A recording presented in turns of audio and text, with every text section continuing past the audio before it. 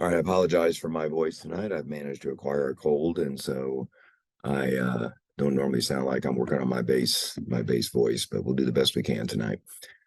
All right, so as Barb has indicated, there are three goals to the nitrate control program, and she talked mostly about one of those, which is the drinking water solutions program. But there's also a third goal with about long-term restoration and improving water quality in long-term in groundwater subbasins. But there's a second goal, which is really key to the overall program, which is the implementation of a nitrate reduction program. And in a nutshell, what this means is to implement program steps, activities, and the like to reduce the current impacts to groundwater that are occurring from various sources that are in the watershed. And so while you're working to be cleaning up the groundwater, you don't want to also be adding to the nitrate problem in the groundwater. So it kind of goes hand in hand with the long-term restoration. So for tonight, what I'm going to do is very briefly describe the sector-based program and talk about what the goals are for that, how it's set up in the program, and then also talk about how compliance works with specific sectors or individual permittees, and then talk about the structure of the program, and then of course how will we track progress over time. We're calling it a compliance assessment, but you need to have a means to see, are we achieving what we want to achieve over the long term within the management zone. That's the whole point of the management zone. I will use the word sector a fair bit today. Sector is just another way of saying growers, dairies, poultry facilities, wastewater facilities. All of these are different kinds of dischargers that are subject to the nitrate control program. And all of them are required to, that are participating in a management zone, are required to assist and support efforts to achieve the second goal, to reduce nitrate loading to the groundwater. All right, so let's talk a little bit about, I've already mentioned the goal itself. There's kind of some typical language here at the top. It's called reduce nitrate loading so that ongoing discharges do not cause or contribute to exceedances of water quality objectives. That's regulatory speak for saying that what is occurring at the surface by different sources needs to be reduced such that you're no longer causing a concern or impacts to the groundwater that underlies the area encompassed by the management zone. The regulation allows up to 35 years with appropriate justification, and that justification is developed based on different kinds of sectors and what's going on with them. Again, sector being a dairy versus a grower versus a poultry facility. And then in the process of developing the plan, what we did was we worked with the industries. There's a lot of different kinds of dischargers in the Kings Water Alliance, and we worked with these different entities to develop an approach that will be implemented over many years as the nitrate control program continues. And that's illustrated on the bottom left there. One thing very important to understand, if you're a grower or a dairy or like, and you know similar people in other areas within the Central Valley that are also subject to this nitrate control program, what we've done in what are called Priority 1 management zones, so that would include Modesto, Turlock, Chowchilla, Cahuilla, and the like, is we've developed a sector-based program that is the same in each of these areas. And the reason for doing that is so that one group of folks who are, operating on their land, say within the Kings Water Alliance, are doing the same thing that other dischargers are doing in other parts of the Central Valley. So one's not more stringent in terms of what they have to do versus another. On the right here, I list out all the sectors. The managed zone implementation plan has a summary section. It's called section 5 within the main body of the document that lays out the general program and the intent for each of these sectors. But there's a detailed appendix for each one of these that lays out a lot of the information of what actually has to be done from one year to another if you're a grower versus a dairy and the like. I will use the term at the bottom right there, non-Chapter 15 program.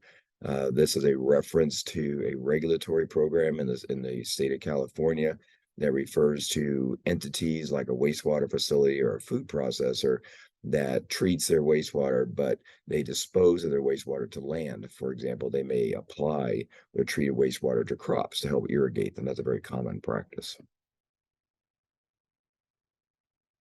A lot of details here for this slide and the next one. What I wanted to highlight was some of the key program elements, and they really are just highlights. Again, the actual appendices for each of these types of sectors on the left are extensive in the management implementation plan. It's not just a matter of a quick paragraph or two and an implementation program with schedule and activities. It's very methodical and long term in terms of what needs to happen by various entities within each sector. All sectors, regardless of whether you're a grower or you are a dairy or a confined bovine feeding operation, poultry, non-15 discharger like a wastewater facility, all sectors will have to potentially make some modification to the current way they monitor their water quality. So when they are, let's take a wastewater facility, when they treat their wastewater and before they apply it to land, they may do certain things in terms of measuring what's the quality of that water before they apply it to land. But what we have found over time is different facilities have different ways of doing that based on what their permit says. And so what we're looking to do, particularly in the first year, is to create a commonality so that all discharges are working collectively together, collecting the same kinds of data. And that'll be critical to evaluating compliance with the program over time, the so-called groundwater protection targets, which you see in the middle of the screen there. I'll mention more of that here in just a moment. So just some highlights with some of the other dischargers. So growers or irrigated agriculture, they already have a program in place through their coalition permit. And what we're doing is building upon that. We're not going to create something new. So if you're a grower, you will continue to do what you've been required to do under your permit. But there may be some enhancements again to equal out so that everybody's doing the same thing across the management zone. Part of what goes on right now in groundwater or in irrigated agriculture is they do use groundwater protection targets, as GWPT, to evaluate on an aerial basis how are they doing with regards to compliance with their requirements of their permit. We're going to take that approach and expand it and use it with other discharges so they're all working collectively on the same approach. Dairies will focus in the first 10 years of the program on achieving a zero whole farm manure nitrogen balance. So there's what goes in, goes out is balanced within the facility. That will take a number of years, but that's the key focus for the first 10. And then they will be doing more beyond that to achieve the requirements of the nitrate control program. Bovine feeding operations and poultry are very similar in that many of these facilities are classified as low threat operations. You see that term there, it comes from their permit. And if they meet certain requirements, then they have less requirements that they have to do because they're somewhat protected facilities and that they don't do a lot of loading because there's not a lot of opportunity for that to occur on their facilities. At the same time, one thing that's a challenge is to be sure that all operators are implementing what is required in the permit. An approach that's been used elsewhere in the Central Valley is to develop these quality assurance programs. And so coming soon, there will be development of such a program for these low threat operations for bovine facilities.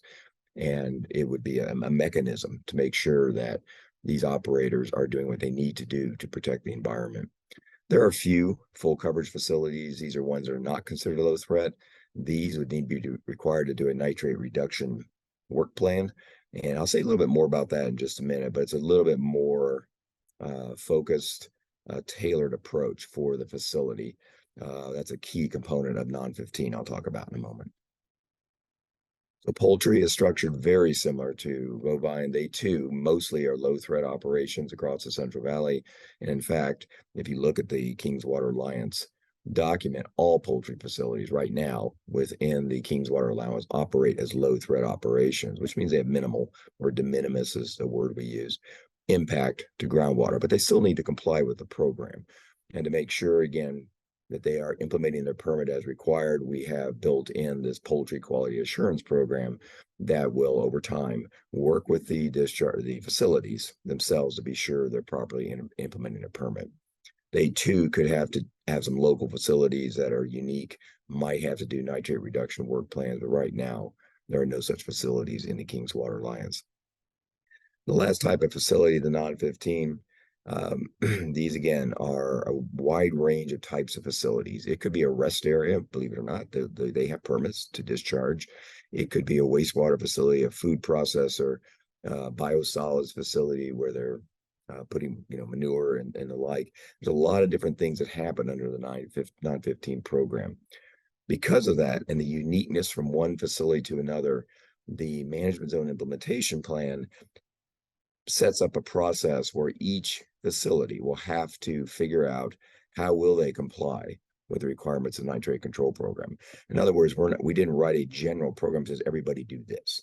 And the reason is because every facility is different. Some have very high quality effluent, and frankly, they'll have minimal implementation requirements. Others are not. They're very old facilities, have minimal treatment in their wastewater, and there will be much more work to do to achieve the goals. And that'll have to be evaluated on a case-by-case basis. There's about 70 of these facilities across the Kings Water Alliance. And so this will be a long-term program over many years. We staggered the implementation by groups, as you can see on the screen there.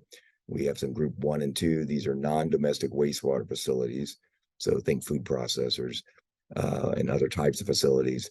Group 3 is unique in that we set up a special group that are wastewater facilities that provide services in areas designated as a disadvantaged or severely disadvantaged community. There will be more challenges working in these areas, partly just because of funding and the resources to upgrade facilities so that they meet the nitrate control program requirements, and it's recognized it will take more work to do that. Now, I'm not going to belabor this, but we include this normally in our presentations, and that each one of these sectors has goals or they're called milestones. In the managed zone implementation plan, you can see on the bottom here is broken out over a 35-year period. That 35 years begins to tick when the plans become implemented, and that may vary depending on how the regional board goes about implementing the requirements and saying, okay, we've met the effective date, now go forth and implement the plan. But we use this general 35 years, and as you can see, there's different big picture, we call milestones, that need to be addressed. So for irrigated agriculture, 100% of entities or growers within the KWA would have to have this acceptable applied removed ratio range for that crop. This has to do with fertilizer application and the like. Again, details behind this are in the document. Milk cow dairies, again, as I mentioned earlier, the first 10 years is all about achieving balance with the facility. That's a significant milestone. And so that's the focus of the plan, but there'll be more we expect in time as they evaluate what else needs to be done. Bovine facilities, we mentioned the quality assurance program. All bovine facilities would need to be compliant with that within 15 years. And then if there is a facility that has independent coverage in that they are not a low threat, they have to write a nitrate reduction work plan and the like, they will take longer. That would be much more work to comply. Poultry is somewhat similar to bovine, though I think the overall timelines are shorter. But again, recall that in the Kings Water Alliance, all facilities are these low threat operations, and therefore all of them are anticipated to be in compliance with this nitrate control program as currently set up in the managed zone implementation plan within 15 years. For the non-15, as I mentioned, we vary it in terms of, we kind of stagger implementation deadlines. So the first thing to do is write a work plan. As I said, every one of these facilities is unique. They're all going to have to figure out what's the best way to comply, and they will do that by group. They're categorized in the document, and then once they have their plan, then they have to implement it as according to the plan. And then that's what this latter set of bars is to take the time to actually achieve the ultimate goals for their facility.